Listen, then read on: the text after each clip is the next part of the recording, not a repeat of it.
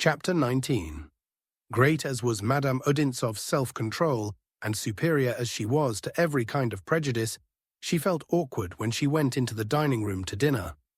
The meal went off fairly successfully, however. Porfiry Platonovitch made his appearance and told various anecdotes. He had just come back from the town. Among other things, he informed them that the governor had ordered his secretaries on special commissions to wear spurs, in case he might send them off anywhere for greater speed on horseback. Arkady talked in an undertone to Katya and diplomatically attended to the princess's wants. Bazarov maintained a grim and obstinate silence. Madame Odintsov looked at him twice, not stealthily, but straight in the face, which was bilious and forbidding, with downcast eyes and contemptuous determination stamped on every feature, and thought, no, no, no. After dinner, she went with the whole company into the garden, and seeing that Bazarov wanted to speak to her, she took a few steps to one side and stopped. He went up to her, but even then did not raise his eyes, and said hoarsely, "I have to apologize to you, Anna Sergeyevna. You must be in a fury with me." "No, I'm not angry with you, Yevgeny Vasilievich," answered Madame Odintsov. "But I am sorry. So much the worse. Anyway, I'm sufficiently punished. My position, you will certainly agree, is most foolish. You wrote to me, 'Why go away?' But I cannot stay and don't wish to. Tomorrow I shall be gone. Yevgeny Vasilievich, why am I going away? No, I didn't mean to say that. There's no recalling the past, Anna Sergeyevna, and this was bound to come about sooner or later. Consequently, I must go. I can only conceive of one condition upon which I could remain, but that condition will never be. Excuse my impertinence, but you don't love me, and you never will love me, I suppose." Bazarov's eyes glittered for an instant under their dark brows. Anna Sergeyevna did not answer him. "I'm afraid of this man," flashed through her brain. "Goodbye, then," said Bazarov, as though he guessed her thought, and he went back into the house. Anna Sergeyevna walked slowly after him, and calling Katya to her, she took her arm. She did not leave her side till quite evening. She did not play cards, and was constantly laughing, which did not at all accord with her pale and perplexed face. Arkady was bewildered, and looked on at her as all young people look on. That's to say, he was constantly asking himself, what is the meaning of that? Bazarov shut himself up in his room. He came back to tea, however.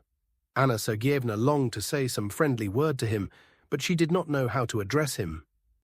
An unexpected incident relieved her from her embarrassment. A steward announced the arrival of Sitnikov. It is difficult to do justice in words to the strange figure cut by the young apostle of progress as he fluttered into the room. Though, with his characteristic impudence, he had made up his mind to go into the country to visit a woman whom he hardly knew, who had never invited him, but with whom, according to information he had gathered, such talented and intimate friends were staying, he was nevertheless trembling to the marrow of his bones. And instead of bringing out the apologies and compliments he had learned by heart beforehand, he muttered some absurdity about Evdoksya Kukshin having sent him to inquire after Anna Sergeyevna's health, and Arkady Nikolaevitch's too, having always spoken to him in the highest terms. At this point he faltered and lost his presence of mind so completely that he sat down on his own hat. However, since no one turned him out, and Anna Sergeyevna even presented him to her aunt and her sister, he soon recovered himself and began to chatter volubly. The introduction of the commonplace is often an advantage in life. It relieves overstrained tension and sobers too self-confident or self-sacrificing emotions by recalling its close kinship with them. With Sitnikov's appearance, everything became somehow duller and simpler. They all even ate a more solid supper and retired to bed half an hour earlier than usual. "I might now repeat to you," said Arkady as he lay down in bed, to Bazarov, who was also undressing, "what you once said to me. Why are you so melancholy? One would think you had fulfilled some sacred duty." For some time past, a sort of pretense of free and easy banter had sprung up between the two young men, which is always an unmistakable sign of secret displeasure or unexpressed suspicions. "I'm going to my father's tomorrow," said Bazarov. Arkady raised himself and leaned on his elbow. He felt both surprised and for some reason or other pleased. "Ah, he commented. "And is that why you're sad?" Bazarov yawned. "You'll get old if you know too much." "And Anna Sergeyevna?" persisted Arkady. "What about Anna Sergeyevna? I mean, will she let you go? I'm not her paid man." Arkady grew thoughtful while Bazarov lay down and turned with his face to the wall. Some minutes went by in silence. "Yevgeny?" cried Arkady suddenly. "Well, I will leave with you tomorrow too." Bazarov made no answer. "Only I will go home," continued Arkady. "We will go together as far as Holovsky, and there you can get horses at Fedor's. I should be delighted to make the acquaintance of your people, but I'm afraid of being in their way and yours. You are coming to us again later, of course." "I've left all my things with you," Bazarov said, without turning round. Why doesn't he ask me why I am going, and just as suddenly as he? Thought Arkady. In reality, why am I going, and why is he going? He pursued his reflections. He could find no satisfactory answer to his own question, though his heart was filled with some bitter feeling. He felt it would be hard to part from this life to which he had grown so accustomed. But for him to remain alone would be rather odd. Something has passed between them, he reasoned to himself. What good would it be for me to hang on after he's gone? She's utterly sick of me. I'm losing the last that remained to me. He began to imagine Anna Sergeyevna to himself, then other features gradually eclipsed the lovely image of the young widow. I'm sorry to lose Katya too, Arkady whispered to his pillow, on which a tear had already fallen. All at once he shook back his hair and said aloud, What the devil made that fool of a Sitnikov turn up here? Bazarov at first stirred a little in his bed, then he uttered the following rejoinder. You're still a fool, my boy, I see. Sitnikovs are indispensable to us. Do you understand? I need dolts like him. It's not for the gods to bake bricks, in fact. Oh ho, Arkady thought to himself, and then in a flash all the fathomless depths of Bazarov's conceit dawned upon him. Are you and I gods, then? At least you're a god. Am not I a dolt, then? Yes, repeated Bazarov, you're still a fool. Madame Odintsov expressed no special surprise when Arkady told her the next day that he was going with Bazarov. She seemed tired and absorbed. Katya looked at him silently and seriously. The princess went so far as to cross herself under her shawl so that he could not help noticing it. Sitnikov, on the other hand, was completely disconcerted. He had only just come in to lunch in a new and fashionable get-up, not on this occasion of a Slavophil cut. The evening before, he had astonished the man told off to wait on him by the amount of linen he had brought with him, and now all of a sudden his comrades were deserting him. He took a few tiny steps, doubled back like a hunted hare at the edge of a copse, and abruptly, almost with dismay, almost with a wail, announced that he proposed going too. Madame Odintsov did not attempt to detain him. I have a very comfortable carriage, added the luckless young man, turning to Arkady. I can take you, while Yevgeny Vasilievich can take your coach, so it will be even more convenient.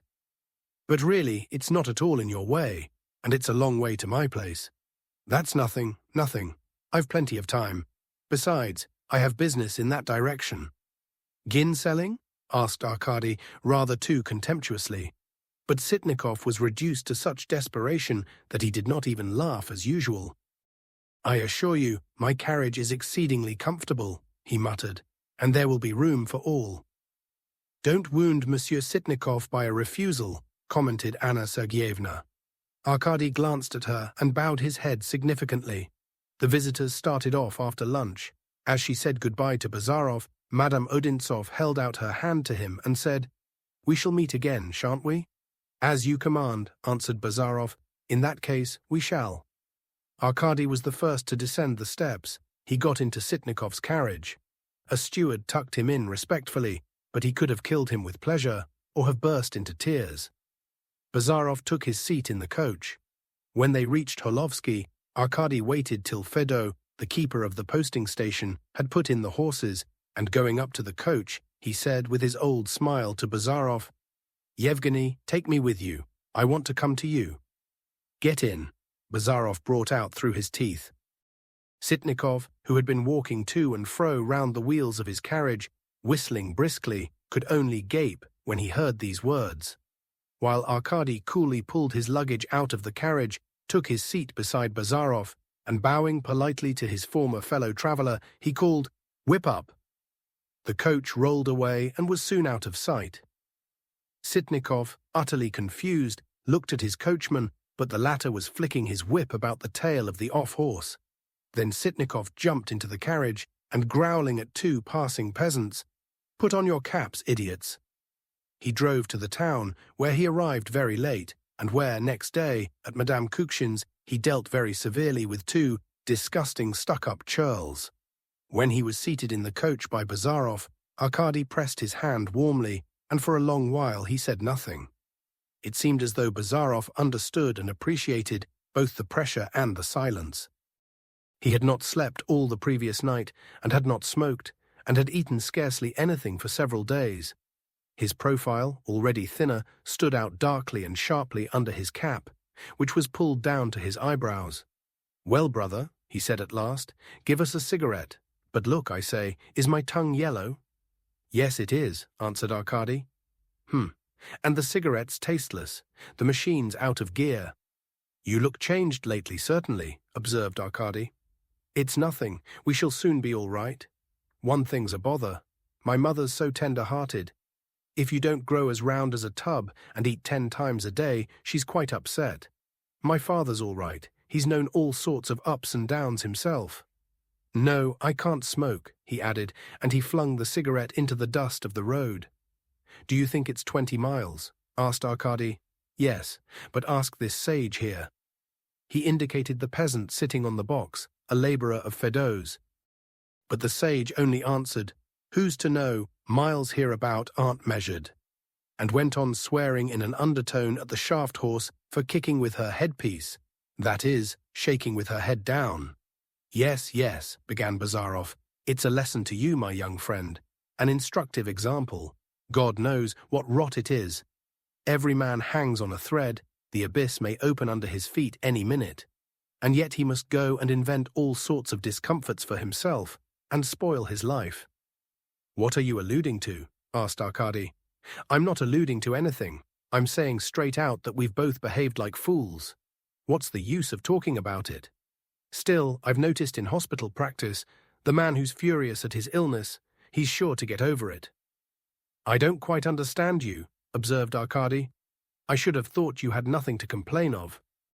And since you don't quite understand me, I'll tell you this to my mind, it's better to break stones on the high road than to let a woman have the mastery of even the end of one's little finger. That's all." Bazarov was on the point of uttering his favourite word, romanticism, but he checked himself and said, "Rubbish. You don't believe me now, but I tell you, you and I have been in feminine society, and very nice we found it. But to throw up society like that is for all the world like a dip in cold water on a hot day. A man hasn't time to attend to such trifles. A man ought not to be tame, says an excellent Spanish proverb. Now you, I suppose, my sage friend," he added, turning to the peasant sitting on the box, "you've a wife." The peasant showed both the friends his dull, blear-eyed face. "A wife? Yes, every man has a wife." "Do you beat her?" "My wife? Everything happens sometimes. We don't beat her without good reason." "That's excellent. Well, and does she beat you?" The peasant gave a tug at the reins. "That's a strange thing to say, sir. You like your joke." He was obviously offended. "You hear, Arkady Nikolaevich? But we have taken a beating. That's what comes of being educated people." Arkady gave a forced laugh, while Bazarov turned away and did not open his mouth again the whole journey. The 20 miles seemed to Arkady quite 40. But at last, on the slope of some rising ground, appeared the small hamlet where Bazarov's parents lived. Beside it, in a young birch copse, could be seen a small house with a thatched roof. Two peasants stood with their hats on at the first hut, abusing each other. "You're a great sow," said one, "and worse than a little sucking pig." "And your wife's a witch," retorted the other. From their unconstrained behavior, Bazarov remarked to Arkady, and the playfulness of their retorts, you can guess that my father's peasants are not too much oppressed. Why, there he is himself coming out on the steps of his house. They must have heard the bells. It's he, I know his figure. Aye, how grey he's grown though, poor chap. Chapter 20. Bazarov leaned out of the coach, while Arkady thrust his head out behind his companion's back and caught sight on the steps of the little manor house of a tall, thinnish man with dishevelled hair and a thin hawk nose, dressed in an old military coat not buttoned up. He was standing, his legs wide apart, smoking a long pipe and screwing up his eyes to keep the sun out of them. The horses stopped. "Arrived at last," said Bazarov's father, still going on smoking, though the pipe was fairly dancing up and down between his fingers. "Come, get out, let me hug you." He began embracing his son. Enyusha, was heard a trembling woman's voice. The door was flung open, and in the doorway was seen a plump, short, little old woman in a white cap and a short striped jacket. She moaned, staggered, and would certainly have fallen had not Bazarov supported her. Her plump little hands were instantly twined round his neck, her head was pressed to his breast, and there was a complete hush. The only sound heard was her broken sobs. Old Bazarov breathed hard and screwed his eyes up more than ever. "There, that's enough, Arisha. Give over," he said, exchanging a glance with Arkady, who remained motionless in the coach, while the peasant on the box even turned his head away. "That's not at all necessary. Please give over." "Ah, Vasily Ivanitch," faltered the old woman, "for what ages, my dear one, my darling Enyusha?" And not unclasping her hands, she drew her wrinkled face, wet with tears and working with tenderness, a little away from Bazarov, and gazed at him with blissful and comic-looking eyes, and again fell on his neck. Well, to be sure, that's all in the nature of things," commented Vasily Ivanitch. "Only we'd better come indoors. Here's a visitor come with Yevgeny. You must excuse it," he added, turning to Arkady and scraping with his foot. "You understand, a woman's weakness, and, well, a mother's heart." His lips and eyebrows, too, were twitching, and his beard was quivering. But he was obviously trying to control himself and appear almost indifferent. "Let's come in, mother, really," said Bazarov, and he led the enfeebled old woman into the house. Putting her into a comfortable armchair, he once more hurriedly embraced his father and introduced Arkady to him. "Heartily glad to make your acquaintance," said Vasily Ivanovitch, "but you mustn't expect great things. Everything here in my house is done in a plain way, on a military footing. Arina Vlasyevna, calm yourself, pray. What weakness? The gentleman our guest will think ill of you." "My dear sir," said the old lady through her tears, "your name and your father's I haven't the honor of knowing." "Arkady Nikolaich," put in Vasily Ivanitch solemnly in a low voice, "you must excuse a silly old woman like me." The old woman blew her nose and, bending her head to right and to left, carefully wiped one eye after the other. "You must excuse me. You see, I thought I should die, that I should not live to see my darling." "Well, here we have lived to see him, madam," put in Vasily Ivanovitch. "Tanyushka," he turned to a bare-legged little girl of 13 in a bright red cotton dress, who was timidly peeping in at the door. "Bring your mistress a glass of water on a tray, do you hear? And you, gentlemen," he added, with a kind of old-fashioned playfulness, "let me ask you into the study of a retired old veteran. Just once more let me embrace you, Enyusha," moaned Arina Vlasyevna. Bazarov bent down to her. "Why, what a handsome fellow you have grown." "Well, I don't know about being handsome," remarked Vasily Ivanovitch, "but he's a man, as the saying is, omfay. And now I hope, Arina Vlasyevna, that having satisfied your maternal heart, you will turn your thoughts to satisfying the appetites of our dear guests, because, as you're aware, even nightingales can't be fed on fairy tales." The old lady got up from her chair. "This minute, Vasily Ivanovitch, the table shall be laid. I will run myself to the kitchen and order the samovar to be brought in. Everything shall be ready, everything. Why, I have not seen him, not given him food or drink these 3 years. Is that nothing? There, mind, good mother, bustle about. Don't put us to shame. While you, gentlemen, I beg you to follow me. Here's Timofeich come to pay his respects to you, Yevgeny. He, too, I dare say, is delighted, the old dog. Eh, aren't you delighted, old dog? Be so good as to follow me." and Vasily Ivanovich went bustling forward, scraping and flapping with his slippers trodden down at heel. His whole house consisted of 6 tiny rooms. One of them, the one to which he led our friends, was called the study. A thick-legged table, littered over with papers black with the accumulation of ancient dust, as though they had been smoked, occupied all the space between the 2 windows. On the walls hung Turkish firearms, whips, a saber, 2 maps, some anatomical diagrams, a portrait of Hofland, a monogram woven in hair in a blackened frame, and a diploma under glass. A leather sofa, torn and worn into hollows in parts, was placed between 2 huge cupboards of birchwood. On the shelves, books, boxes, stuffed birds, jars, and files were huddled together in confusion. In one corner stood a broken galvanic battery. "I warned you, my dear Arkady Nikolaich," began Vasily Ivanitch, "that we live, so to say, bivouacking." "There, stop that. What are you apologizing for?" Bazarov interrupted. "Kirsanov knows very well we're not Croesuses, and that you have no butler. Where are we going to put him? That's the question." "To be sure, Yevgeny. I have a capital room there in the little lodge. He will be very comfortable there." "Have you had a lodge put up then?" "Why, where the bathhouse is," put in Timofeich. "That is next to the bathroom," Vasily Ivanitch added hurriedly. "It's summer now. I will run over there at once and make arrangements. And you, Timofeich, meanwhile bring in their things. You, Yevgeny, I shall of course offer my study. Sum cuique." "There you have him, a comical old chap and very good-natured," remarked Bazarov directly Vasily Ivanitch had gone. "Just such a queer fish as yours, only in another way. He chatters too much." "And your mother seems an awfully nice woman," observed Arkady. "Yes, there's no humbug about her. You'll see what a dinner she'll give us." "They didn't expect you today, sir. They've not brought any beef," observed Timofeich, who was just dragging in Bazarov's box. "We shall get on very well without beef. It's no use crying for the moon. Poverty, they say, is no vice." "How many serfs has your father?" Arkady asked suddenly. "The estate's not his, but mother's. There are 15 serfs, if I remember." 22 in all," Timofeich added, with an air of displeasure. The flapping of slippers was heard, and Vasily Ivanovich reappeared. "In a few minutes, your room will be ready to receive you," he cried triumphantly. "Arkady? Nikolaich? I think that is right.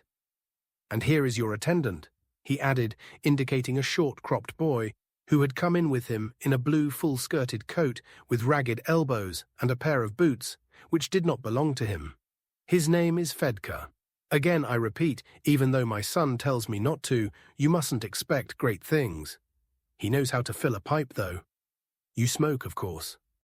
"I generally smoke cigars," answered Arkady, "and you do very sensibly. I myself give the preference to cigars, but in these solitudes it is exceedingly difficult to obtain them." "There, that's enough humble pie," Bazarov interrupted again. "You'd much better sit here on the sofa and let us have a look at you."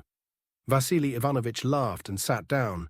He was very like his son in face, only his brow was lower and narrower, and his mouth rather wider, and he was forever restless, shrugging up his shoulder as though his coat cut him under the armpits, blinking, clearing his throat, and gesticulating with his fingers, while his son was distinguished by a kind of nonchalant immobility. "Humble pie," repeated Vasily Ivanovich. "You must not imagine, Yevgeny, I want to appeal, so to speak, to our guests' sympathies by making out we live in such a wilderness. Quite the contrary, I maintain that for a thinking man, nothing is a wilderness. At least I try as far as possible not to get rusty, so to speak, not to fall behind the age." Vasily Ivanovich drew out of his pocket a new yellow silk handkerchief, which he had had time to snatch up on the way to Arkady's room, and flourishing it in the air, he proceeded. "I am not now alluding to the fact that, for example, at the cost of sacrifices not inconsiderable for me, I have put my peasants on the rent system and given up my land to them on half profits. I regarded that as my duty. Common sense itself enjoins such a proceeding, though other proprietors do not even dream of it. I am alluding to the sciences, to culture." "Yes, I see you have here the Friend of Health for 1855, remarked Bazarov. "It's sent me by an old comrade out of friendship," Vasily Ivanovich made haste to answer. "But we have, for instance, some idea even of phrenology," he added, addressing himself principally, however, to Arkady, and pointing to a small plaster head on the cupboard, divided into numbered squares. "We are not unacquainted even with Shenline and Rademacher." "Why do people still believe in Rademacher in this province?" asked Bazarov. Vasily Ivanovich cleared his throat. "In this province?" "Of course, gentlemen, you know best. How could we keep pace with you? You are here to take our places. In my day, too, there was some sort of a humoralist school, Hoffmann, and Brown, too, with his vitalism. They seemed very ridiculous to us, but of course they, too, had been great men at one time or other. Someone new has taken the place of Rademacher with you. You bow down to him, but in another 20 years it will be his turn to be laughed at." "For your consolation, I will tell you," observed Bazarov, "that nowadays we laugh at medicine altogether, and don't bow down to anyone." "How's that?" "Why, you're going to be a doctor, aren't you?" "Yes, but the one fact doesn't prevent the other." Vasily Ivanovich poked his third finger into his pipe, where a little smouldering ash was still left. "Well, perhaps I am not going to dispute. What am I? A retired army doctor, voilà tout. Now fate has made me take to farming. I served in your grandfather's brigade," he addressed himself again to Arkady. Yes, I have seen many sights in my day. And I was thrown into all kinds of society, brought into contact with all sorts of people. I myself, the man you see before you now, have felt the pulse of Prince Wittgenstein and of Zhukovsky. They were in the Southern Army, in the 14th, you understand." And here Vasily Ivanovich pursed his mouth up significantly. Well, but my business was on one side. Stick to your lancet and let everything else go hang. Your grandfather was a very honorable man, a real soldier." "Confess now, he was rather a blockhead," remarked Bazarov lazily. "Ah, Yevgeny, how can you use such an expression? Do consider. Of course, General Kirsanov was not one of the Come, drop him," broke in Bazarov. "I was pleased as I was driving along here to see your birch copse. It has shot up capitally." Vasily Ivanovich brightened up. "And you must see what a little garden I've got now. I planted every tree myself. I've fruit and raspberries and all kinds of medicinal herbs. However clever you young gentlemen may be, old Paracelsus spoke the holy truth, in herbis verbis et lapidibus. I've retired from practice, you know, of course, but 2 or 3 times a week it will happen that I'm brought back to my old work. They come for advice. I can't drive them away. Sometimes the poor have recourse to me for help, and indeed there are no doctors here at all. There's one of the neighbors here, a retired major, only fancy, he doctors the people too. I asked the question, has he studied medicine? And they told me, no, he's not studied, he does it more from philanthropy. Ha, ha, ha, from philanthropy. What do you think of that? Ha, ha, ha. Fedka, fill me a pipe, said Bazarov rudely. And there's another doctor here who just got to a patient. Vasily Ivanovich persisted in a kind of desperation.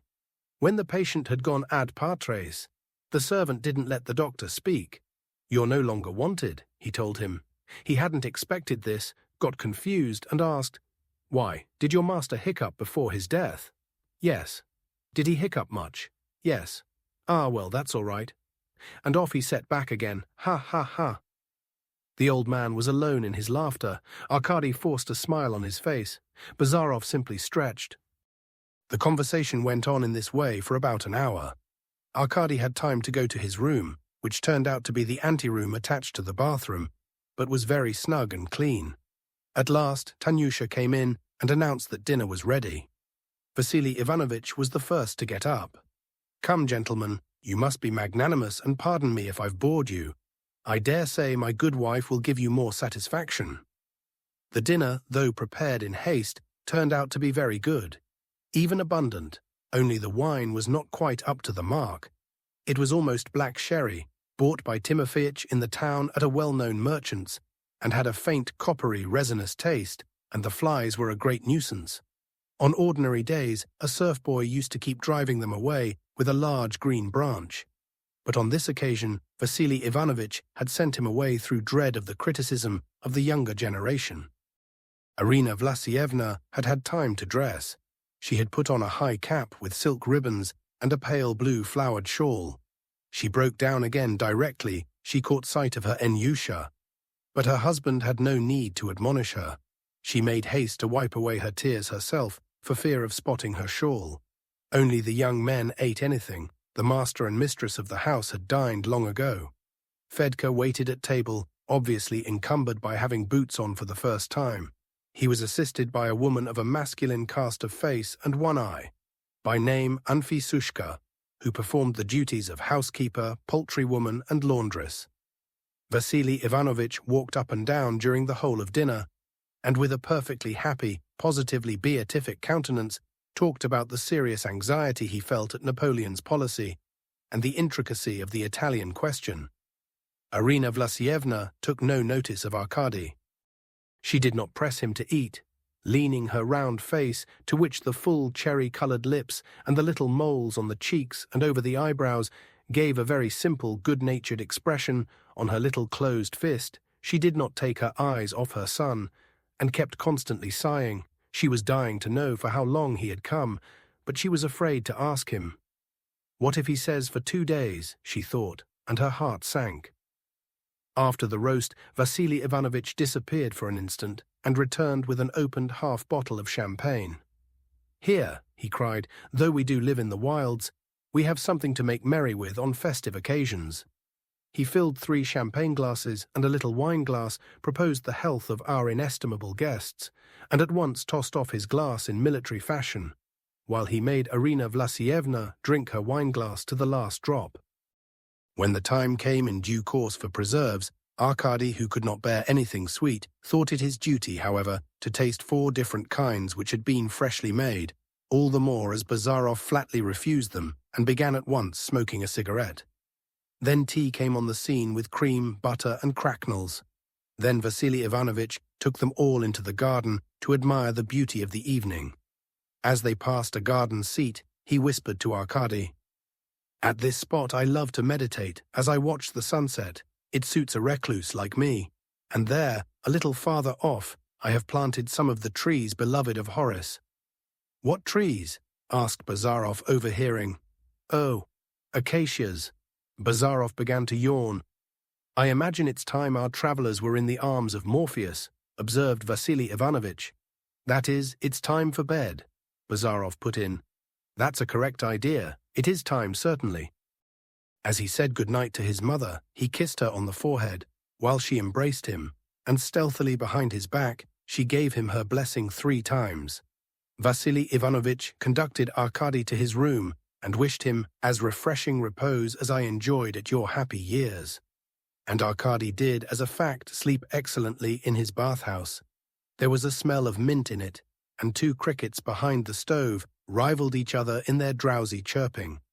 Vasily Ivanovich went from Arkady's room to his study, and perching on the sofa at his son's feet, he was looking forward to having a chat with him. But Bazarov at once sent him away, saying he was sleepy, and did not fall asleep till morning. With wide-open eyes, he stared vindictively into the darkness.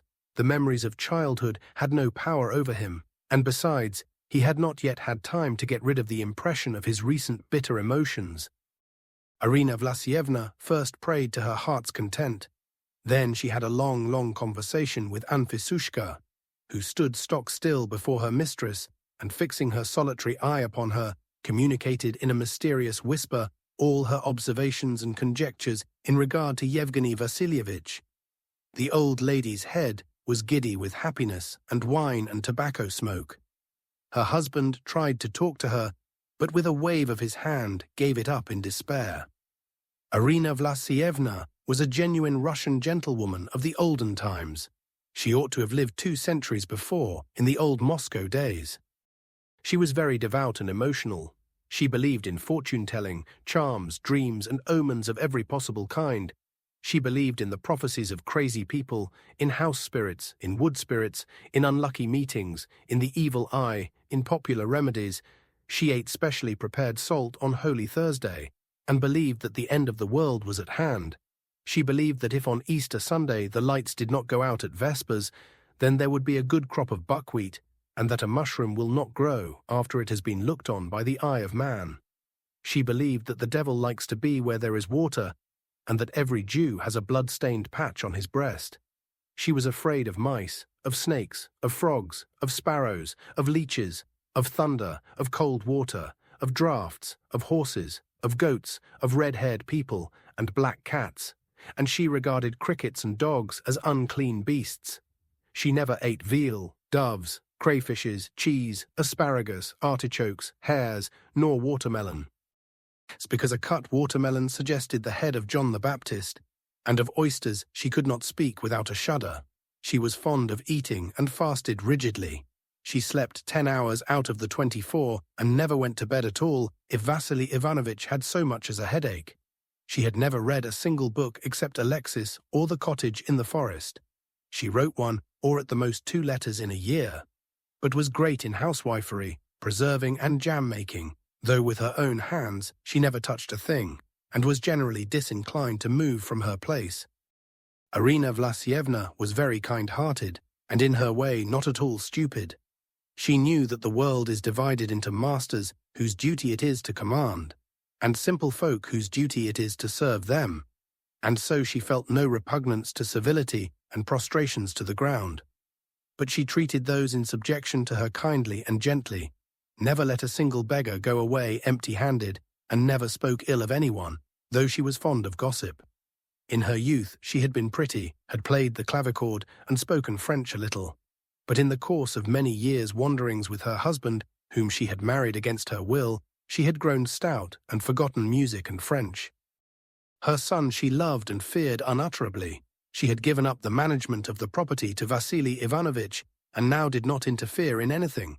She used to groan, wave her handkerchief, and raise her eyebrows higher and higher with horror directly her old husband began to discuss the impending government reforms and his own plans.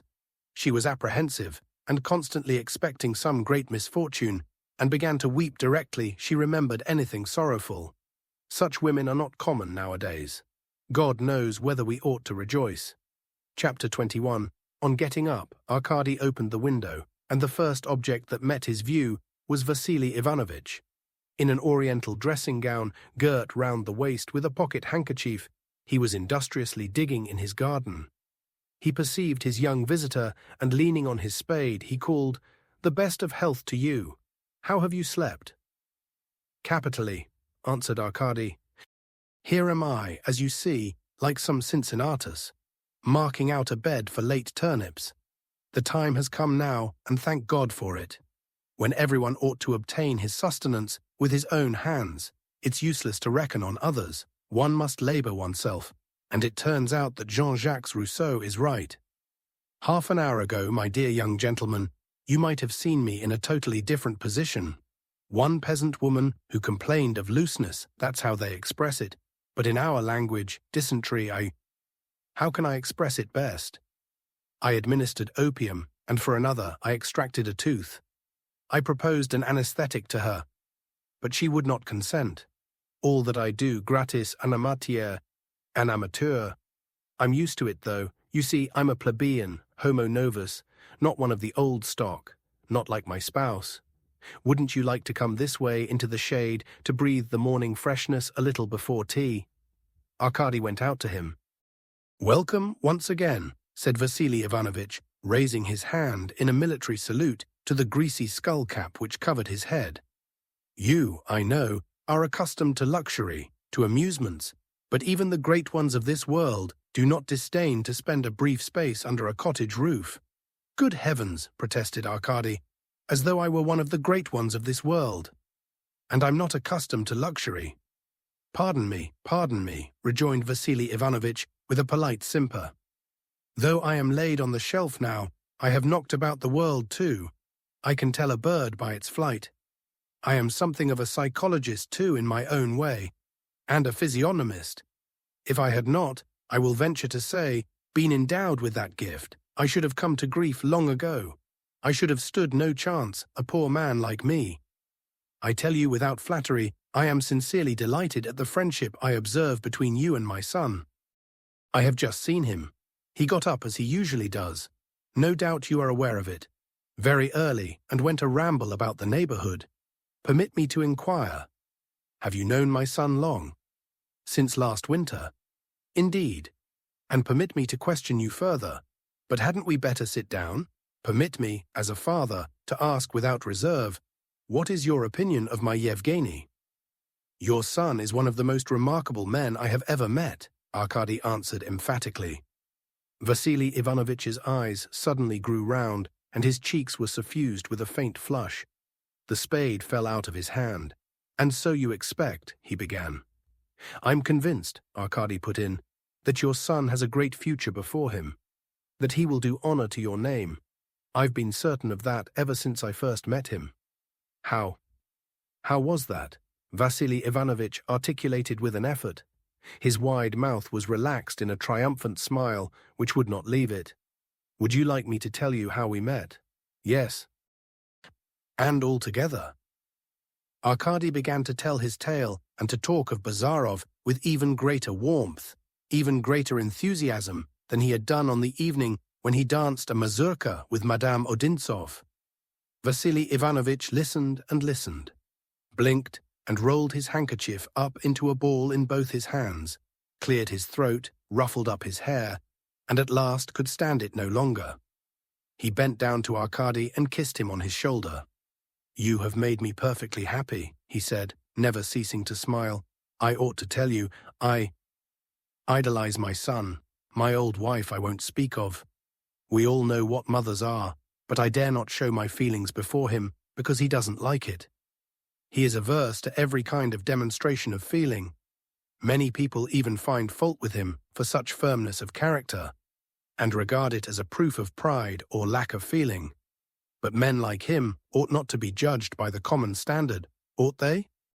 And here, for example, many another fellow in his place would have been a constant drag on his parents.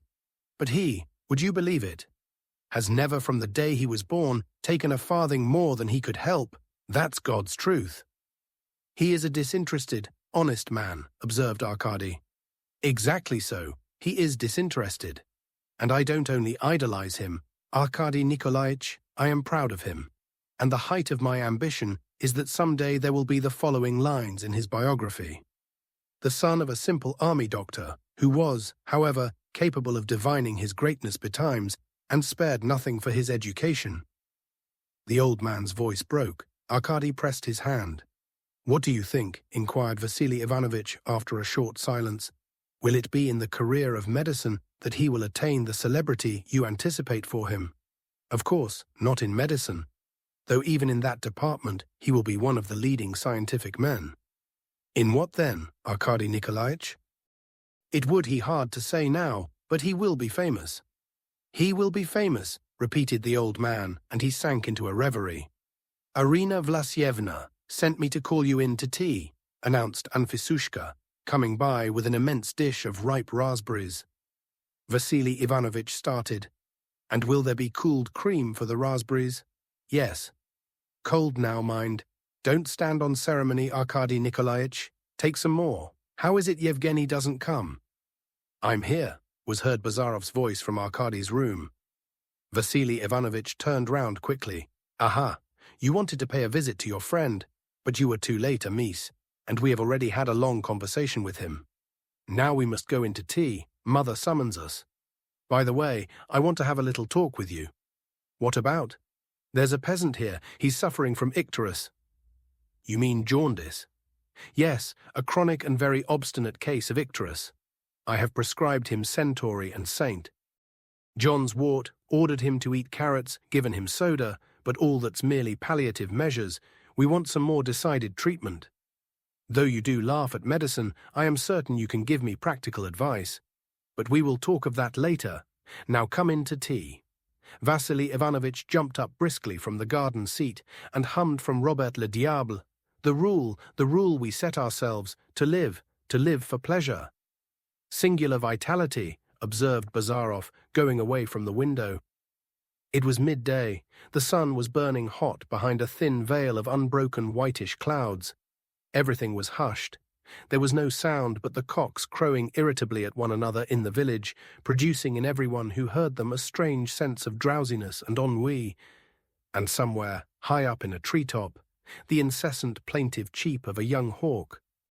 Arkady and Bazarov lay in the shade of a small haystack, putting under themselves 2 armfuls of dry and rustling, but still greenish and fragrant grass. "That aspen tree," began Bazarov, "reminds me of my childhood. It grows at the edge of the clay pits where the bricks were dug, and in those days I believed firmly that that clay pit and aspen tree possessed a peculiar talismanic power. I never felt dull near them. I did not understand then that I was not dull, because I was a child. Well, now I'm grown up, the talisman's lost its power." "How long did you live here altogether?" asked Arkady. 2 years on end. Then we travelled about. We led a roving life, wandering from town to town for the most part. "And has this house been standing long?" "Yes, my grandfather built it. My mother's father." "Who was he?" "Your grandfather. Devil knows, some second major. He served with Suvorov and was always telling stories about the crossing of the Alps inventions, probably." "You have a portrait of Suvorov hanging in the drawing room." "I like these dear little houses like yours. They're so warm and old-fashioned, and there's always a special sort of scent about them." "A smell of lamp oil and clover," Bazarov remarked, yawning, "and the flies in those dear little houses. Faugh!" "Tell me," began Arkady after a brief pause, "were they strict with you when you were a child?" "You can see what my parents are like. They're not a severe sort." "Are you fond of them, Yevgeny?" "I am, Arkady." "How fond they are of you." Bazarov was silent for a little. "Do you know what I'm thinking about?" he brought out at last, clasping his hands behind his head. "No. What is it?" "I'm thinking life is a happy thing for my parents. My father at 60 is fussing around, talking about palliative measures, doctoring people, playing the bountiful master with the peasants, having a festive time, in fact. And my mother's happy too. Her day's so chock-full of duties of all sorts, and sighs and groans, that she's no time even to think of herself. While you, I think, here I lie under a haystack.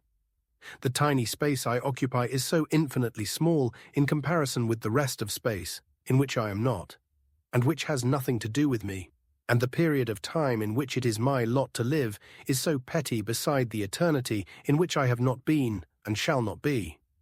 And in this atom, this mathematical point, the blood is circulating, the brain is working and wanting something. Isn't it loathsome? Isn't it petty? Allow me to remark that what you're saying applies to men in general." "You are right," Bazarov cut in. "I was going to say that they now, my parents, are absorbed and don't trouble themselves about their own nothingness. It doesn't sicken them. While I feel nothing but weariness and anger." "Anger? Why anger? Why? How can you ask why? Have you forgotten?" "I remember everything, but still I don't admit that you have any right to be angry. You're unlucky, I'll allow, but—" "Pooh! Then you, Arkady Nikolaevich, I can see, regard love like all modern young men. Cluck, cluck, cluck, you call to the hen, but if the hen comes near you, you run away. I'm not like that, but that's enough of that. What can't be helped, it's shameful to talk about." He turned over on his side. "Aha! There goes a valiant ant dragging off a half-dead fly. Take her, brother, take her. Don't pay attention to her resistance. It's your privilege as an animal to be free from the sentiment of pity. Make the most of it. Not like us conscientious, self-destructive animals." "You shouldn't say that, Yevgeny. When have you destroyed yourself?" Bazarov raised his head. "That's the only thing I pride myself on. I haven't crushed myself, so a woman can't crush me. Amen. It's all over. You shall not hear another word from me about it." Both the friends lay for some time in silence. "Yes," began Bazarov, "man's a strange animal. When one gets a side view from a distance of the dead-alive life our fathers lead here, one thinks, what could be better? You eat and drink, and know you are acting in the most reasonable, most judicious manner.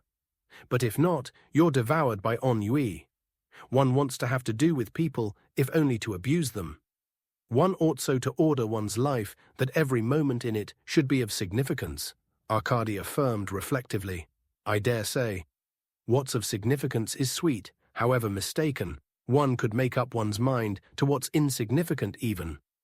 But pettiness, that's what's insufferable. Pettiness doesn't exist for a man so long as he refuses to recognize it.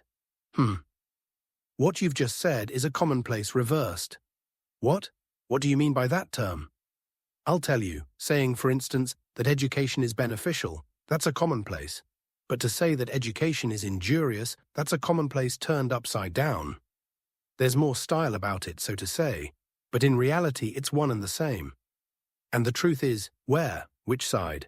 Where? Like an echo, I answer, where? You're in a melancholy mood today, Yevgeny. Really?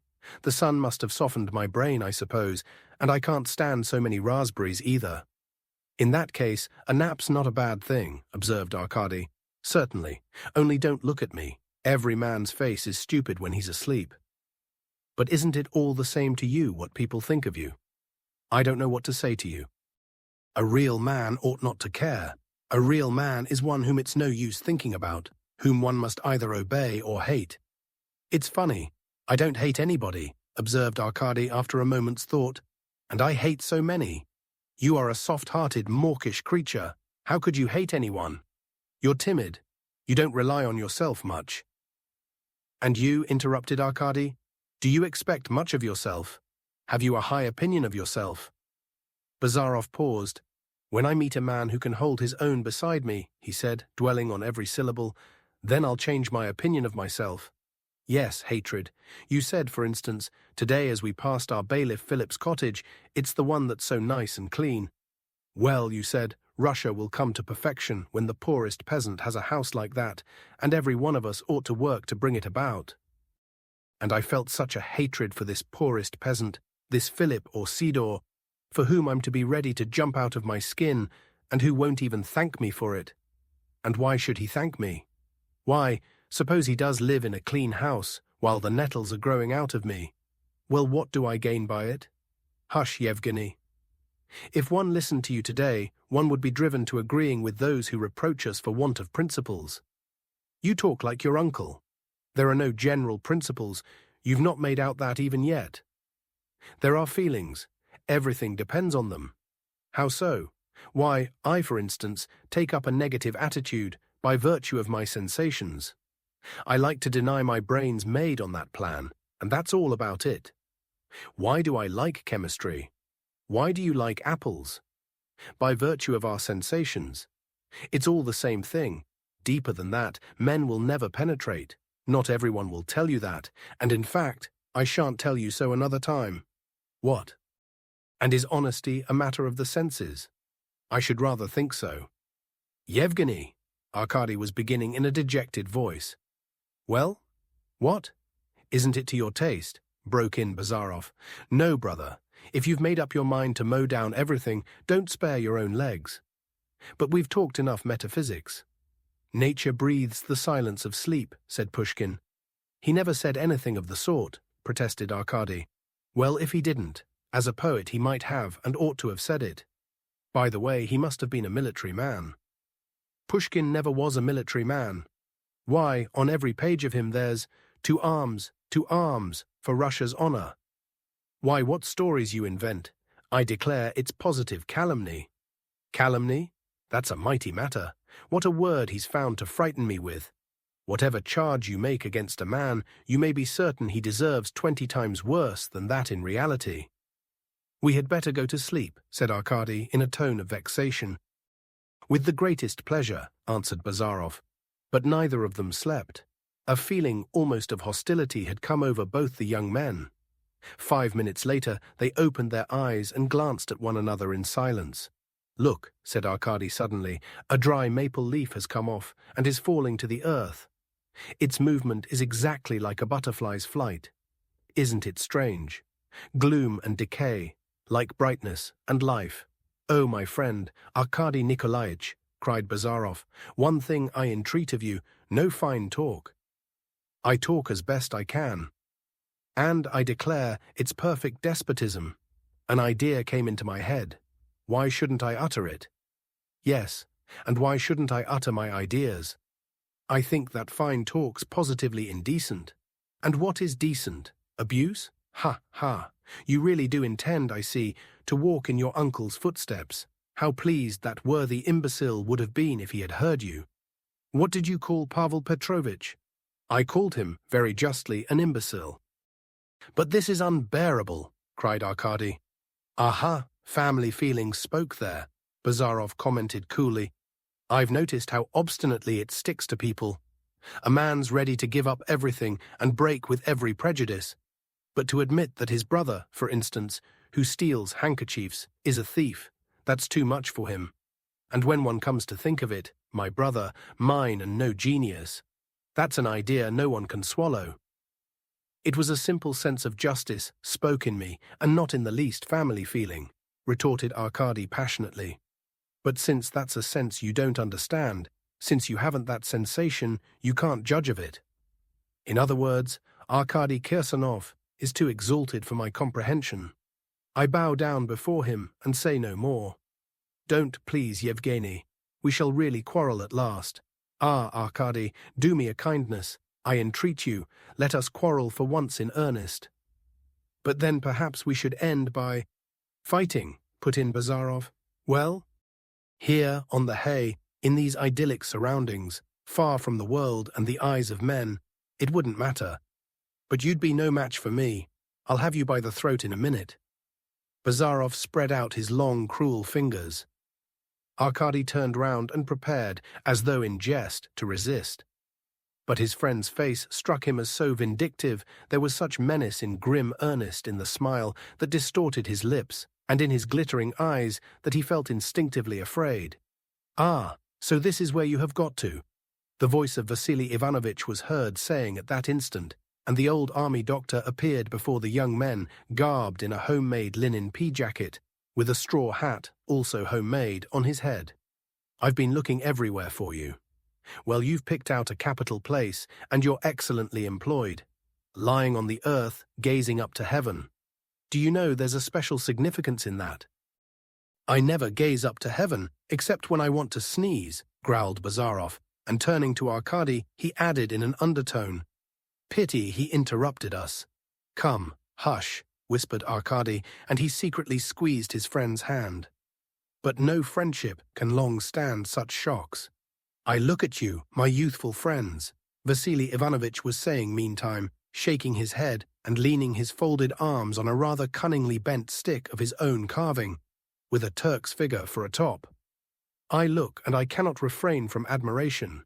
You have so much strength, such youth and bloom, such abilities, such talents. Positively, a Castor and Pollux. Get along with you, going off into mythology, commented Bazarov. You can see at once that he was a great Latinist in his day. Why, I seem to remember you gained the silver medal for Latin prose, didn't you? The Dioscuri, repeated Vasily Ivanovitch. Come, shut up, father, don't show off. Once in a way, it's surely permissible, murmured the old man. However, I have not been seeking for you, gentlemen, to pay you compliments, but with the object, in the first place, of announcing to you that we shall soon be dining, and secondly, I wanted to prepare you, Yevgeny. You are a sensible man, you know the world, and you know what women are, and consequently you will excuse. Your mother wished to have a Te Deum sung on the occasion of your arrival. You must not imagine that I am inviting you to attend this Thanksgiving. It is over indeed now, but Father Alexei, the village parson, well, yes, the priest, he is to dine with us. I did not anticipate this, and did not even approve of it, but it somehow came about. He did not understand me. And, well, Arina Vlasievna. Besides, he's a worthy, reasonable man. He won't eat my share at dinner, I suppose? Queried Bazarov. Vasily Ivanovitch laughed. How you talk. Well, that's all I ask. I'm ready to sit down to table with any man. Vasily Ivanovitch set his hat straight. I was certain before I spoke, he said, that you were above any kind of prejudice. Here am I, an old man at 62, and I have none. Vasily Ivanovitch did not dare to confess that he had himself desired the Thanksgiving service. He was no less religious than his wife. And Father Alexei very much wanted to make your acquaintance. You will like him, you'll see. He's no objection even to cards, and he sometimes, but this is between ourselves, positively smokes a pipe. All right, we'll have a round of whist after dinner, and I'll clean him out. He, we shall see. That remains to be seen. I know you're an old hand, said Bazarov with a peculiar emphasis. Vasily Ivanovitch's bronzed cheeks were suffused with an uneasy flush. For shame, Yevgeny. Let bygones be bygones. Well, I'm ready to acknowledge before this gentleman I had that passion in my youth. And I have paid for it too. How hot it is, though. Let me sit down with you. I shan't be in your way, I hope.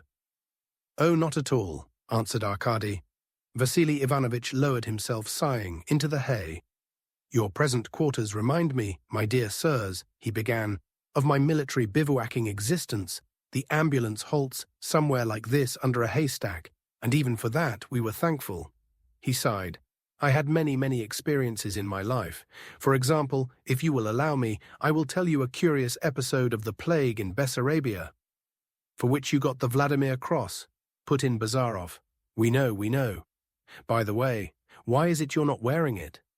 Why, I told you that I have no prejudices, muttered Vasily Ivanovitch. He had only the evening before had the red ribbon unpicked off his coat. And he proceeded to relate the episode of the plague. Why, he's fallen asleep, he whispered all at once to Arkady, pointing to Yevgeny and winking good-naturedly. Yevgeny, get up, he went on aloud. Let's go in to dinner. Father Alexei, a good-looking stout man with thick, carefully combed hair, with an embroidered girdle round his lilac silk cassock, appeared to be a man of much tact and adaptability. He made haste to be the first to offer his hand to Arkady and Bazarov, as though understanding beforehand that they did not want his blessing, and he behaved himself in general without constraint. He neither derogated from his own dignity nor gave offence to others.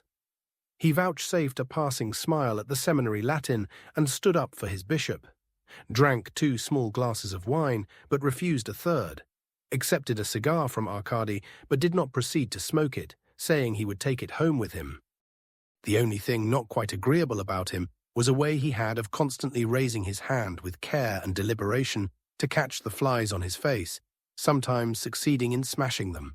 He took his seat at the green table, expressing his satisfaction at so doing in measured terms, and ended by winning from Bazarov 2 roubles and a half in paper money. They had no idea of even reckoning in silver in the house of Irina Vlasievna. She was sitting as before near her son. She did not play cards, her cheek, as before, propped on her little fist. She only got up to order some new dainty to be served. She was afraid to caress Bazarov, and he gave her no encouragement. He did not invite her caresses. And besides, Vasily Ivanovitch had advised her not to worry him too much. Young men are not fond of that sort of thing, he declared to her. It's needless to say what the dinner was like that day. Timofeich in person had galloped off at early dawn for beef. The bailiff had gone off in another direction for turbot, grameel, and crayfish. For mushrooms alone 42 farthings had been paid the peasant women in copper. But Irina Vlasievna's eyes, bent steadfastly on Bazarov, did not express only devotion and tenderness. In them was to be seen sorrow also, mingled with awe and curiosity. There was to be seen, too, a sort of humble reproachfulness. Bazarov, however, was not in a humour to analyse the exact expression of his mother's eyes. He seldom turned to her, and then only with some short question. Once he asked her for her hand for luck. She gently laid her soft little hand on his rough, broad palm. "Well," she asked after waiting a little, "has it been any use?" "Worse luck than ever," he answered with a careless laugh.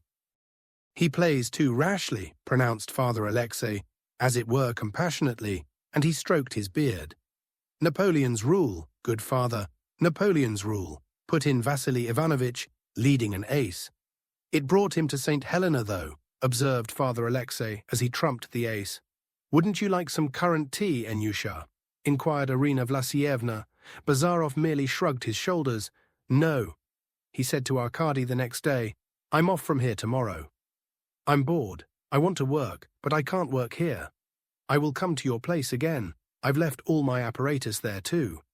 In your house, one can at any rate shut oneself up, while here my father repeats to me, my study is at your disposal.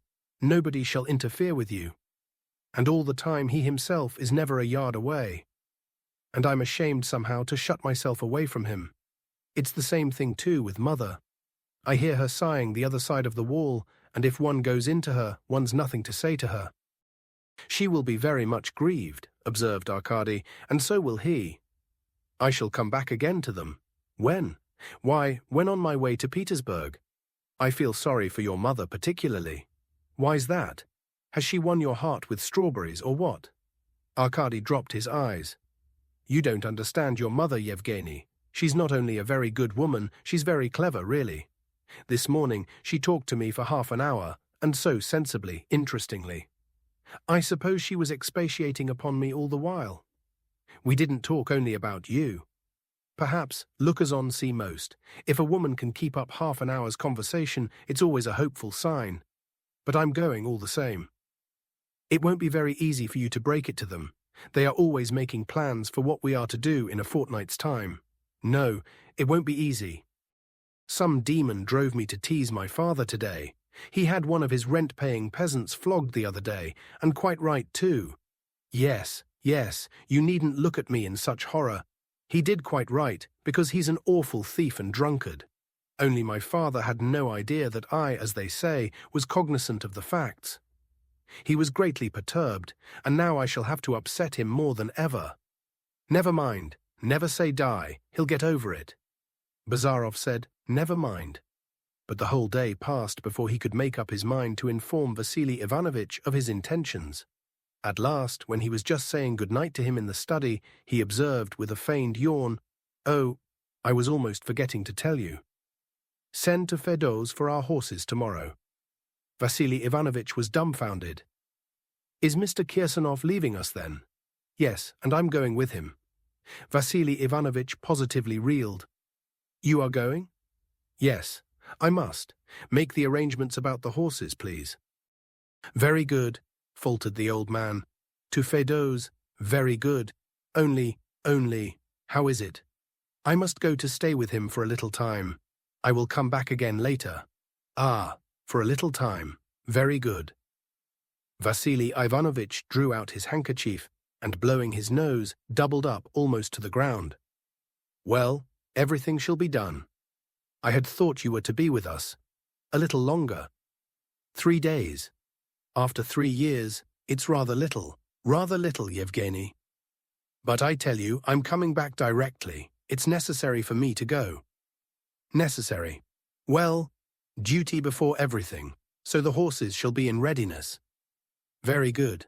Irina and I, of course, did not anticipate this. She has just begged some flowers from a neighbor. She meant to decorate the room for you." Vasily Ivanovich did not even mention that every morning, almost at dawn, he took counsel with Timofeyich, standing with his bare feet in his slippers and pulling out with trembling fingers one dog's-eared ruble note after another, charged him with various purchases, with special reference to good things to eat and to red wine, which, as far as he could observe, the young men liked extremely. "Liberty is the great thing. That's my rule. I don't want to hamper you. Not—" He suddenly ceased and made for the door. "We shall soon see each other again, father, really." But Vasily Ivanovich, without turning round, merely waved his hand and was gone. When he got back to his bedroom, he found his wife in bed and began to say his prayers in a whisper so as not to wake her up. She woke, however. "Is that you, Vasily Ivanovich?" she asked. "Yes, mother." "Have you come from Anyusha? Do you know I'm afraid of his not being comfortable on that sofa. I told Anfisushka to put him on your travelling mattress and the new pillows. I should have given him our feather bed, but I seem to remember he doesn't like too soft a bed." "Never mind, mother, don't worry yourself. He's all right. Lord, have mercy on me, a sinner." He went on with his prayer in a low voice. Vasily Ivanovich was sorry for his old wife. He did not mean to tell her overnight what a sorrow there was in store for her. Bazarov and Arkady set off the next day. From early morning all was dejection in the house, Anfisushka let the tray slip out of her hands. Even Fedka was bewildered and was reduced to taking off his boots. Vasily Ivanitch was more fussy than ever. He was obviously trying to put a good face on it, talked loudly and stamped with his feet, but his face looked haggard and his eyes were continually avoiding his son. Irina Vlasievna was crying quietly. She was utterly crushed and could not have controlled herself at all if her husband had not spent 2 whole hours early in the morning exhorting her. When Bazarov, after repeated promises to come back, certainly not later than in a month's time, tore himself at last from the embraces detaining him and took his seat in the coach. When the horses had started, the bell was ringing and the wheels were turning round, and when it was no longer any good to look after them, and the dust had settled, and Timofeich, all bent and tottering as he walked, had crept back to his little room. When the old people were left alone in their little house, which seemed suddenly to have grown shrunken and decrepit too, Vasily Ivanovitch, after a few more moments of hearty waving of his handkerchief on the steps, sank into a chair, and his head dropped onto his breast. "He has cast us off. He has forsaken us," he faltered. "Forsaken us. He was dull with us." "Alone, alone," he repeated several times. Then Irina Vlasievna went up to him, and leaning her grey head against his grey head, said, "There's no help for it, Vasya. A son is a separate piece cut off. He's like the falcon that flies home and flies away at his pleasure. While you and I are like funguses in the hollow of a tree. We sit side by side and don't move from our place. Only I am left you unchanged forever, as you for me." Vasily Ivanovitch took his hands from his face and clasped his wife, his friend, as warmly as he had never clasped in youth. She comforted him in his grief. Chapter 22. In silence, only rarely exchanging a few insignificant words, our friends travelled as far as Fedoz. Bazarov was not altogether pleased with himself. Arkady was displeased with him. He was feeling, too, that causeless melancholy which is only known to very young people. The coachman changed the horses, and getting up onto the box, inquired, "To the right or to the left?" Arkady started. The road to the right led to the town, and from there home. The road to the left led to Madame Odintsov's. He looked at Bazarov. "Yevgeny," he queried, "to the left?" Bazarov turned away. "What folly is this?" he muttered.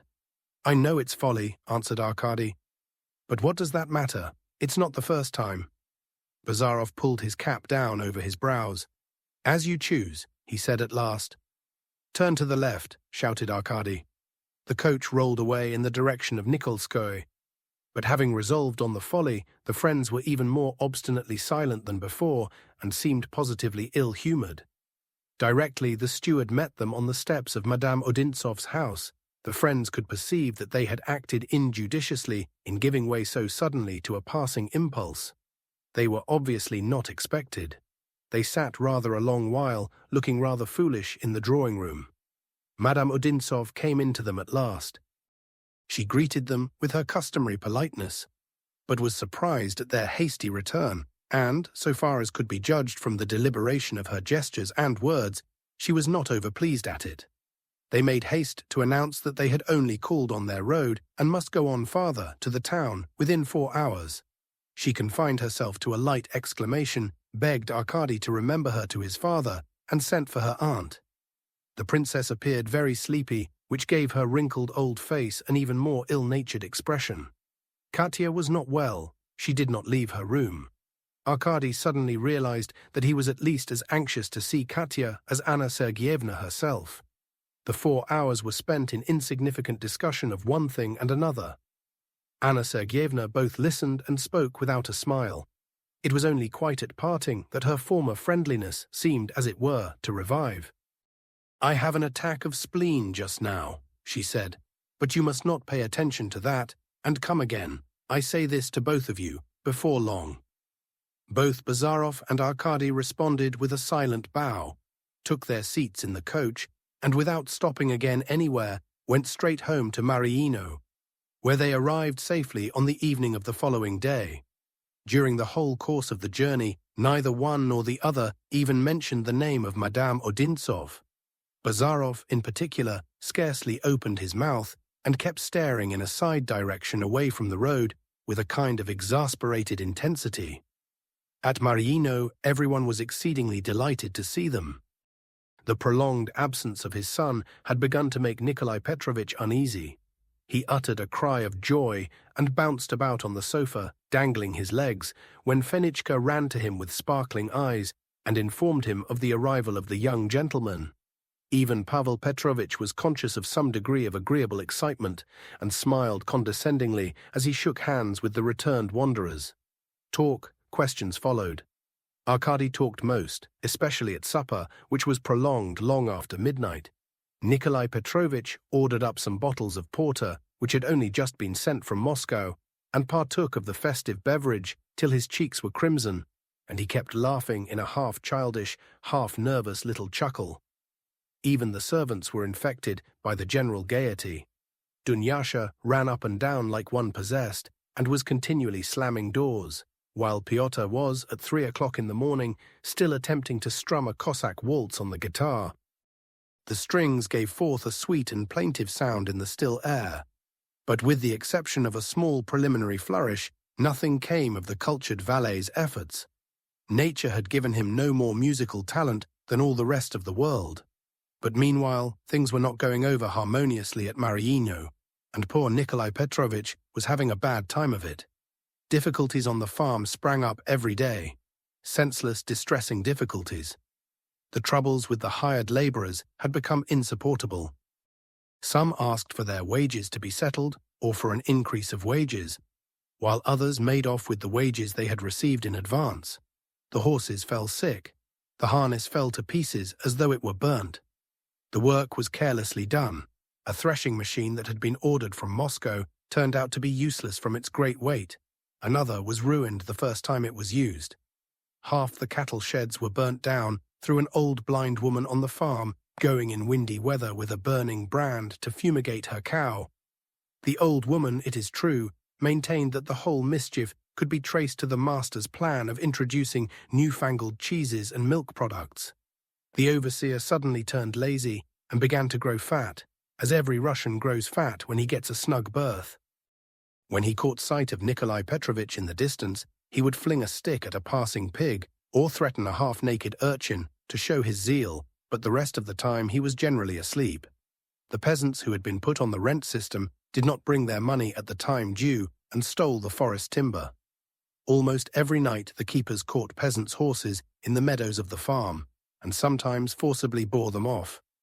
Nikolai Petrovich would fix a money fine for damages, but the matter usually ended after the horses had been kept a day or two on the master's forage by their returning to their owners. To crown all, the peasants began quarrelling among themselves. Brothers asked for a division of property. Their wives could not get on together in one house.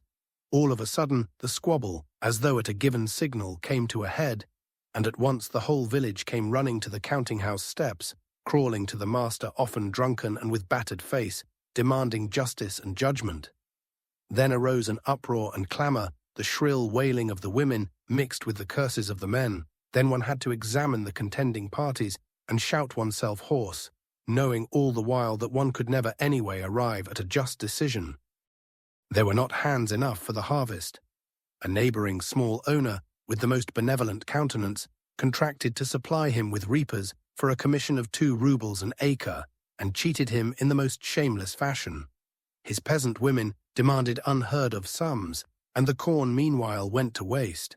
And here they were not getting on with the mowing, and there the Council of Guardians threatened and demanded prompt payment, in full, of interest due. "I can do nothing," Nikolai Petrovich cried more than once in despair. "I can't flog them myself, and as for calling in the police captain, my principles don't allow of it, while you can do nothing with them without the fear of punishment." Du calme, Pavel Petrovich would remark upon this, but even he hummed to himself, knitted his brows, and tugged at his moustache. Bazarov held aloof from these matters, and indeed, as a guest, it was not for him to meddle in other people's business. The day after his arrival at Mariino, he set to work on his frogs, his infusoria, and his chemical experiments, and was forever busy with them. Arkady, on the contrary, thought it his duty, if not to help his father, at least to make a show of being ready to help him. He gave him a patient hearing and once offered him some advice, not with any idea of its being acted upon, but to show his interest. Farming details did not arouse any aversion in him. He used even to dream with pleasure of work on the land, but at this time his brain was swarming with other ideas. Arkady, to his own astonishment, thought incessantly of Nikolskoye. In former days he would simply have shrugged his shoulders if anyone had told him that he could ever feel dull under the same roof as Bazarov, and that roof his father's. But he actually was dull and longed to get away. He tried going long walks till he was tired, but that was no use. In conversation with his father one day, he found out that Nikolai Petrovich had in his possession rather interesting letters, written by Madame Odintsov's mother to his wife, and he gave him no rest till he got hold of the letters, for which Nikolai Petrovich had to rummage in 20 drawers and boxes. Having gained possession of these half-crumbling papers, Arkady felt, as it were, soothed, just as though he had caught a glimpse of the goal towards which he ought now to go. "I mean that for both of you," he was constantly whispering. She had added that herself. I'll go, hang it all." But he recalled the last visit, the cold reception, and his former embarrassment, and timidity got the better of him. The go-ahead feeling of youth, the secret desire to try his luck, to prove his powers in solitude without the protection of anyone whatever, gained the day at last. Before 10 days had passed after his return to Mariino, on the pretext of studying the working of the Sunday schools, he galloped off to the town again, and from there to Nikolskoye. Urging the driver on without intermission, he flew along like a young officer riding to battle, and he felt both frightened and light-hearted, and was breathless with impatience. "The great thing is, one mustn't think," he kept repeating to himself. His driver happened to be a lad of spirit. He halted before every public house, saying, "A drink or not a drink?" But to make up for it, when he had drunk, he did not spare his horses. At last, the lofty roof of the familiar house came in sight. "What am I to do?" flashed through Arkady's head. "Well, there's no turning back now." The 3 horses galloped in unison, the driver whooped and whistled at them, and now the bridge was groaning under the hoofs and wheels, and now the avenue of lopped pines seemed running to meet them. There was a glimpse of a woman's pink dress against the dark green, a young face from under the light fringe of a parasol. He recognized Katya, and she recognized him.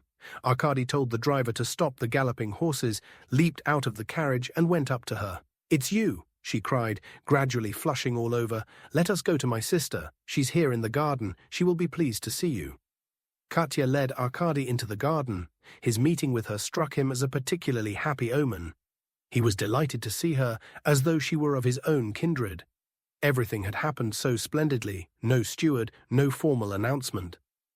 At a turn in the path, he caught sight of Anna Sergeyevna. She was standing with her back to him. Hearing footsteps, she turned slowly round. Arkady felt confused again, but the first words she uttered soothed him at once. "Welcome back, runaway," she said in her even, caressing voice, and came to meet him, smiling and frowning, to keep the sun and wind out of her eyes. "Where did you pick him up, Katya?"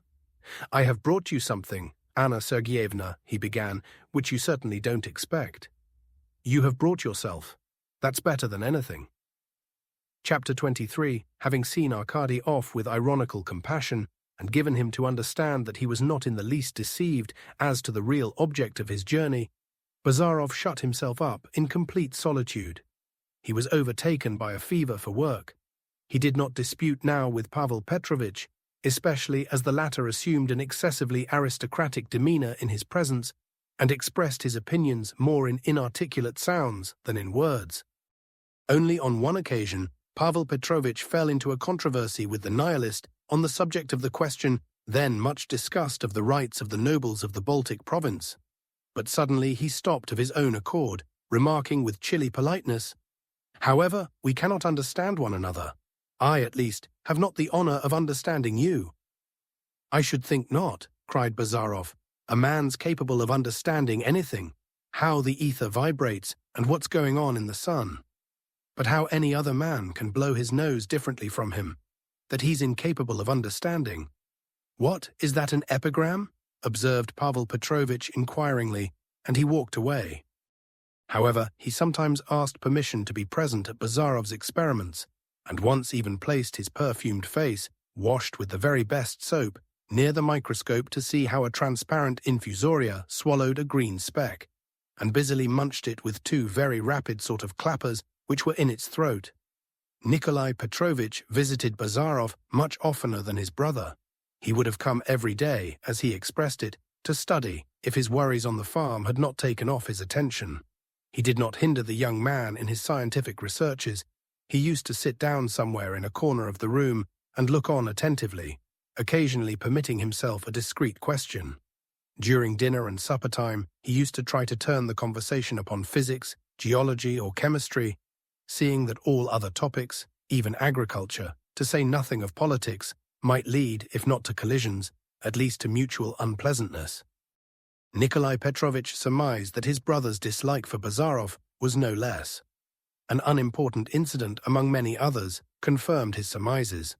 The cholera began to make its appearance in some places in the neighborhood, and even carried off 2 persons from Mariino itself.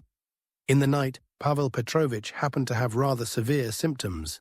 He was in pain till the morning, but did not have recourse to Bazarov's skill, and when he met him the following day in reply to his question why he had not sent for him, answered still quite pale, but scrupulously brushed and shaved, "Why, I seem to recollect you said yourself you didn't believe in medicine." So the days went by. Bazarov went on obstinately and grimly working, and meanwhile there was in Nikolai Petrovich's house one creature to whom, if he did not open his heart, he at least was glad to talk. That creature was Fenichka. He used to meet her for the most part early in the morning, in the garden or the farmyard. He never used to go to her room to see her, and she had only once been to his door to inquire, ought she to let Mitya have his bath or not? It was not only that she confided in him, that she was not afraid of him. She was positively freer and more at her ease in her behavior with him than with Nikolai Petrovich himself. It is hard to say how it came about. Perhaps it was because she unconsciously felt the absence in Bazarov of all gentility, of all that superiority which at once attracts and overawes. In her eyes he was both an excellent doctor and a simple man. She looked after her baby without constraint in his presence, and once, when she was suddenly attacked with giddiness and headache, she took a spoonful of medicine from his hand. Before Nikolai Petrovich she kept, as it were, at a distance from Bazarov. She acted in this way not from hypocrisy, but from a kind of feeling of propriety. Pavel Petrovich she was more afraid of than ever. For some time he had begun to watch her, and would suddenly make his appearance as though he sprang out of the earth behind her back, in his English suit, with his immovable vigilant face and his hands in his pockets. "It's like a bucket of cold water on one," Fenichka complained to Dunyasha, and the latter sighed in response and thought of another heartless man. Bazarov, without the least suspicion of the fact, had become the cruel tyrant of her heart. Fenichka liked Bazarov, but he liked her too. His face was positively transformed when he talked to her. It took a bright, almost kind expression, and his habitual nonchalance was replaced by a sort of jesting attentiveness. Fenichka was growing prettier every day. There is a time in the life of young women when they suddenly begin to expand and blossom like summer roses. This time had come for Fenichka. Dressed in a delicate white dress, she seemed herself slighter and whiter. She was not tanned by the sun, but the heat from which she could not shield herself spread a slight flush over her cheeks and ears, and, shedding a soft indolence over her whole body, was reflected in a dreamy languor in her pretty eyes. She was almost unable to work. Her hands seemed to fall naturally into her lap. She scarcely walked at all, and was constantly sighing and complaining with comic helplessness. "You should go oftener to bathe," Nikolai Petrovich told her. He had made a large bath covered in with an awning in one of his ponds, which had not yet quite disappeared. "Oh, Nikolai Petrovich, but by the time one gets to the pond, one's utterly dead, and coming back, one's dead again. You see, there's no shade in the garden." "That's true, there's no shade," replied Nikolai Petrovich, rubbing his forehead. One day at 7 o'clock in the morning, Bazarov, returning from a walk, came upon Fenichka in the lilac arbor, which was long past flowering, but was still thick and green. She was sitting on the garden seat and had as usual thrown a white kerchief over her head. Near her lay a whole heap of red and white roses, still wet with dew. He said good morning to her. "Ah, Yevgeny Vasilievich," she said, and lifted the edge of her kerchief a little to look at him, in doing which her arm was left bare to the elbow. "What are you doing here?" said Bazarov, sitting down beside her. "Are you making a nosegay?"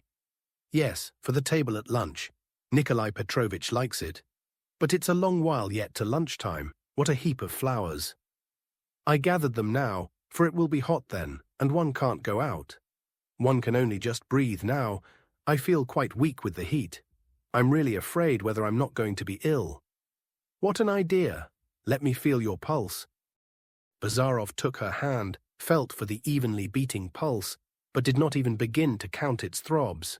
"You'll live 100 years, he said, dropping her hand. "Ah, God forbid," she cried. "Why, don't you want a long life?" "Well, but 100 years. There was an old woman near us, 85 years old, and what a martyr she was. Dirty and deaf and bent and coughing all the time, nothing but a burden to herself. That's a dreadful life. So it's better to be young. Well, isn't it? But why is it better? Tell me. How can you ask why? Why, here I now, while I'm young, I can do everything, go and come and carry, and needn't ask anyone for anything. What can be better? And to me it's all the same whether I'm young or old." "How do you mean? It's all the same? It's not possible what you say." "Well, judge for yourself, Fedosia Nikolaevna. What good is my youth to me? I live alone, a poor lonely creature." "That always depends on you." "It doesn't at all depend on me. At least, someone ought to take pity on me." Fenichka gave a sidelong look at Bazarov, but said nothing. "What's this book you have?" she asked after a short pause.